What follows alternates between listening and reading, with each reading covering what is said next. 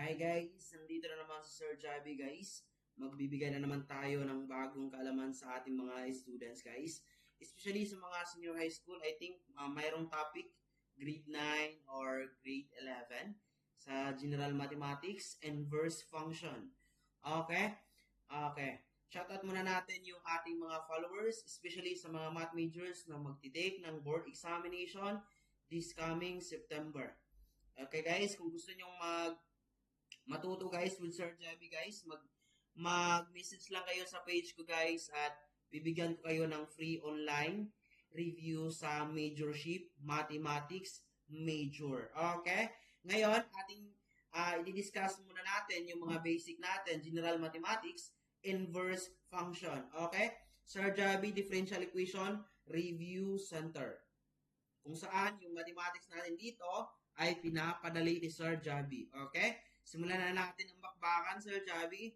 Okay, now, for example, we have h of x that is equal to 5 minus 9x. Ang kukunin daw natin dito, Sir Javi, yung inverse niya.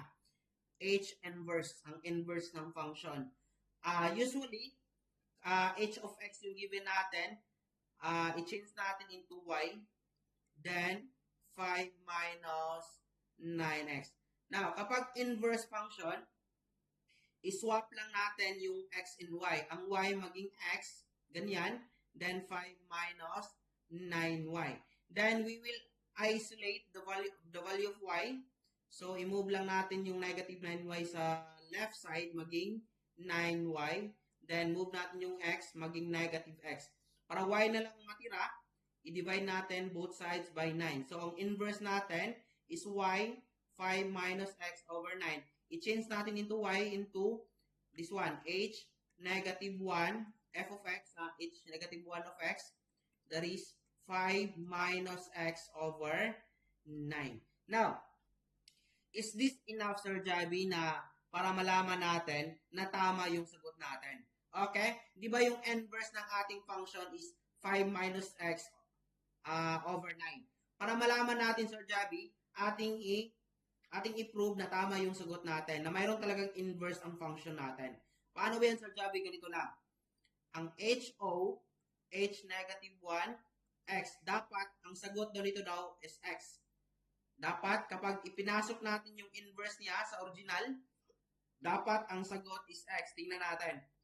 Okay? Yung meron tayong 5 minus 9, ipasok natin si x. Ang x is, that is equal to the inverse, 5 minus x over 9. Dapat, ang sagot nito is x. So, dito, cancel na ito, maging negative 1 na yan. So, negative 5 minus x, distribute lang natin, 5 minus 5 plus x. Di ba? X ang sagot. Therefore, mayroong inverse function ang ating function na 5 minus x. Dapat, ganyan yung pag-check, Sir Javi, para malaman natin na tama yung ating nakuhang sagot. Okay? How about this one? Given g of x that is equal to 1/2 x plus 7. Kukunin natin, the same lang. I-change lang natin na ito y into y. So, x over 2 plus 7.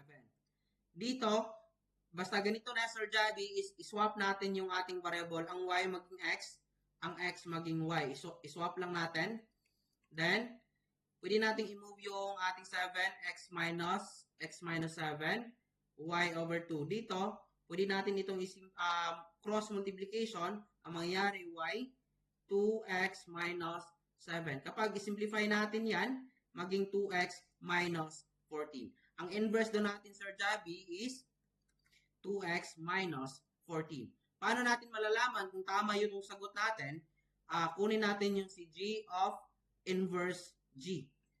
Inverse niya ipasok natin sa original na function. So, 1/2, then 2x minus 14 plus 7. Dapat x lang sagot natin dito. So, matira, ito, 1/2 times 2x, that is x, minus 7. 1/2 times negative 14, that is negative 7, plus 7. So, di ba, x na yung natira. Therefore, tama yung nakuha natin na sagot, Sir Javi.